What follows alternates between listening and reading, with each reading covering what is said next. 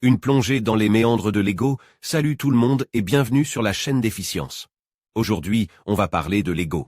Alors l'ego, c'est un peu comme une sorte de sentiment d'identité personnelle, c'est comme notre petit moi à chacun.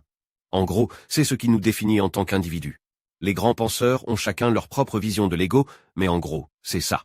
Dans la philosophie bouddhiste et dans la méditation, on considère souvent que l'ego est une illusion, une sorte de construction mentale qui nous sépare du reste de l'univers. Les bouddhistes pensent que s'attacher à cet ego illusoire est ce qui nous apporte de la souffrance et que méditer peut nous aider à dépasser cette illusion pour atteindre une conscience plus profonde et plus libre. En psychologie, on étudie l'ego sous différentes perspectives. Par exemple, la psychodynamique le voit comme l'une des trois parties de la personnalité, avec le ça et le surmoi. Il doit jongler entre les impulsions du ça et les normes du surmoi, tout en cherchant un équilibre entre nos instincts et les attentes sociales. En psychologie cognitive, on s'intéresse à comment on se perçoit et comment ça influence nos pensées et nos comportements.